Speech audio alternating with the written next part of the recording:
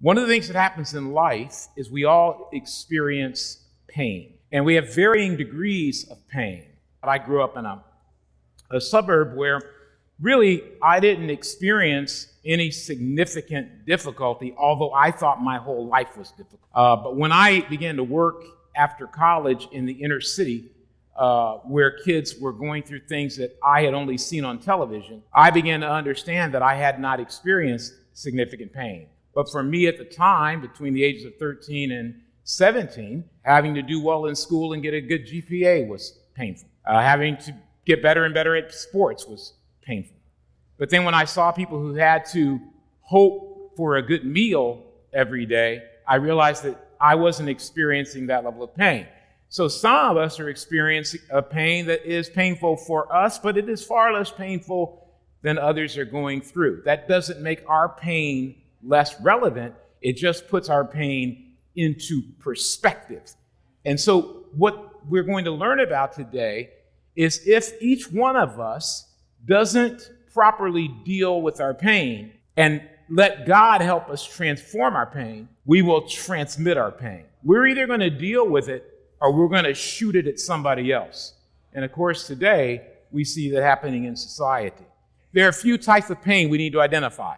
Number one is hidden pain, where we suppress and mask our pain. The Bible talks about this in Proverbs 14:13.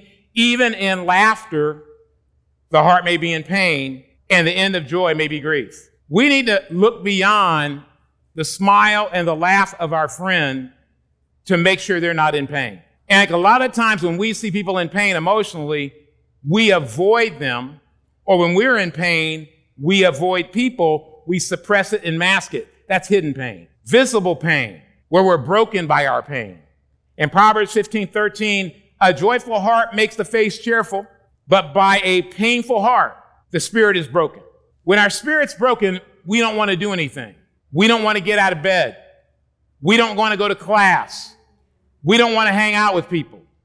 We want to stay in our room or stay in our house or go off on our own. It's not that we're a bad person. It's that our pain has broken us to the point where we are not motivated to do anything anymore. And this is something big to deal with because it's visible to everyone around us. Sometimes we don't see we're broken, but our friends do. And as friends, we've got to be willing to reach out and say, I'm concerned for you. It seems like you're changing in ways that aren't healthy. Let's talk about what's happening to you.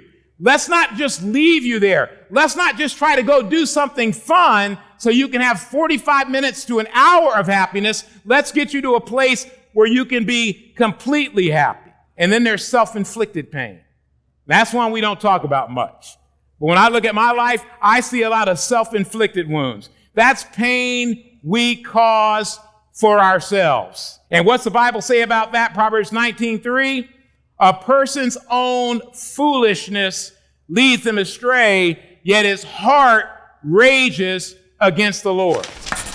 Do you know what the word foolishness means here pretty much? Impulsivity, which is when you make decisions and you take risk without consideration of their consequences or their impact on others. And so you might as well say a person's own impulsivity. It feels good, so I'm going to do it. It gets them in trouble. And then what does the Bible say? They blame God. Have you ever said, I hate God in your heart or with your mouth? More than likely. That's because of choices you made. You can't blame a human being maybe, but you can always blame God. I remember when there was a tsunami in the Indonesia area, and there were people going, well, God put that tsunami out there. Yeah, it's easy to say that, and maybe that feels good because you feel like you have control. Well, that is God had stopped it. Instead of saying, no, nature is like that.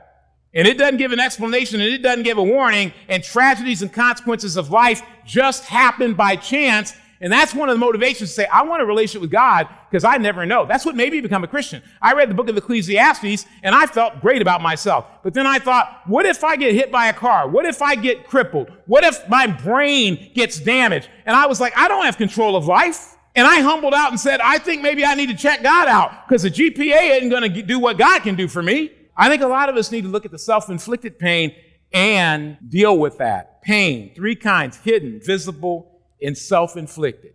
all of us have one of them. We may have all three. Are we willing to talk about that, or are we just going to plan some revenge travel? Hey, I want to go one more trip to the beach, because a lot of us got revenge travel. I want to run away from me. We don't want to do that. We want to transform our pain so that we don't transmit it. But how do we transmit it? Proverbs 29:22. An angry person. A lot of times people who are broken, they get angry and lash out. Now it's getting quieter and quieter, and that's okay.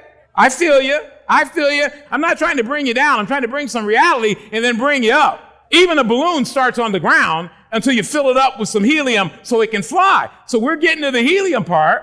But an angry person, don't raise your hand, how many of us will admit we're angry? See, that took a long time for me to admit that I even was an angry. I was always good at identifying other people being angry. Yeah, I was good at that. But I was like, I'm cool, calm, and collected till I got married. And Gail said, I know an angry person. I said, well, who do you know? She said, that's you. You're just quiet. A lot of us we seethe inside and walk around like, what's the problem? An angry person causes arguments. How do you know if you're angry? You're always arguing. An angry person causes arguments. So a lot of times, I don't even know if I'm angry. Well, do you argue a lot?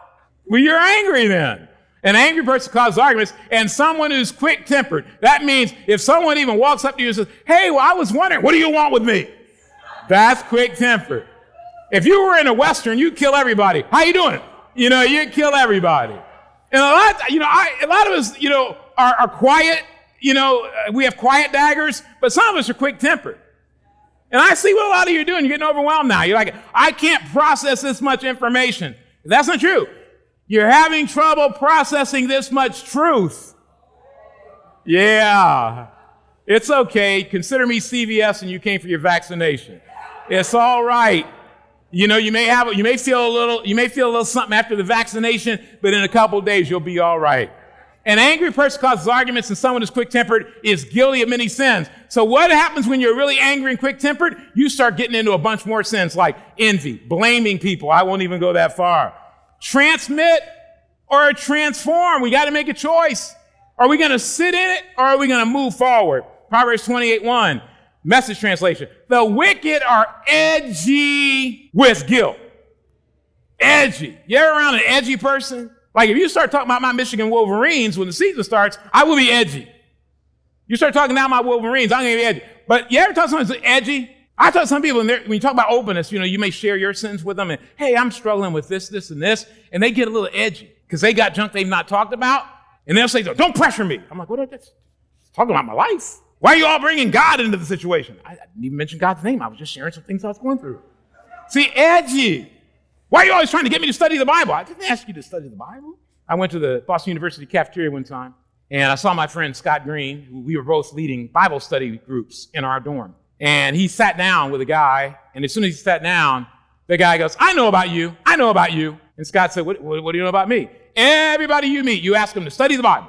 Yes, you're going to ask me to study the Bible. Scott said, no, I'm not. I don't want you to study the Bible with me. And the guy was stunned. He was like, well, why don't you want me to study the Bible with you? He was stunned. But he was edgy with guilt. The wicked are edgy with guilt, ready to run off, even when no one's after them. When church ends, do you bolt for the doors? Do you go to your one or two friends that have your gangster collective where you can kind of hide out together, kind of give people the dirty look? Don't come over here. The wicked are edgy with guilt, ready to run off even when no one's after them.